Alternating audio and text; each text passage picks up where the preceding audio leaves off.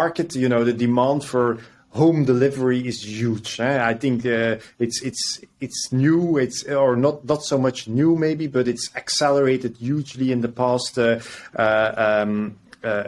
years, thanks to the COVID crisis as well.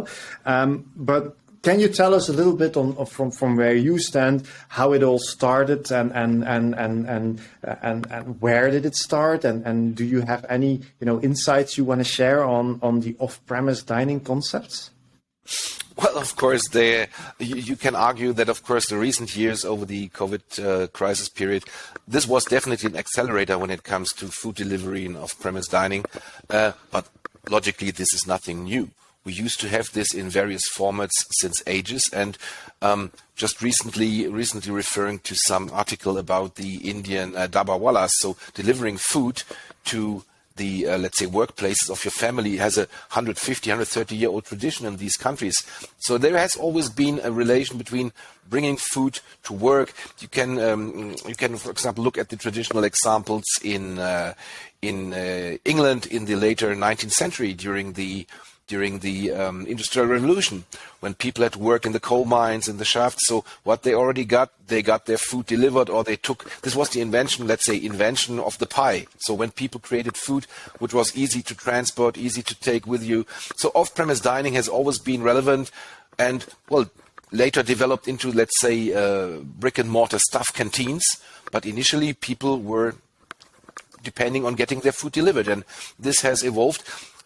Even 5, 6, 7 years ago, some markets which actually caught my attention when I was in China that time. 10 years ago, it was quite common that you go for a lunch break in a restaurant or in a food shop or some street hawker just to get your food over lunch. 5, 6 years ago, it was rarely common anymore. People were simply staying at their offices and food was delivered already. And interestingly, one and the same food driver or pickup person came 3, 4 times to the same office in a row. So there was still some room for improving, let's say, the logistical aspect. But eating off-premise and getting food to where you are is nothing new. But here in Europe, I would say for us, let's say we got the appetite recently more or less during the necessity, when there was no opportunity for us to go dine in. Both customers and operators had to change their solutions. So many restaurants had to pivot or had to offer additional delivery or pickup options. And technically seen, I would say people love convenience, but we were not, let's say, too familiar with it. If you go to the United States, the UK, even the Middle East, this has a more year-long tradition.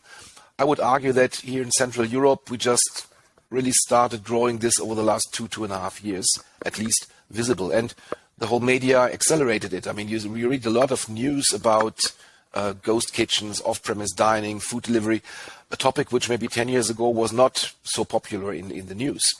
And I would say there has been a lot of things have happened, but it became an integral part of our daily life, so I must say.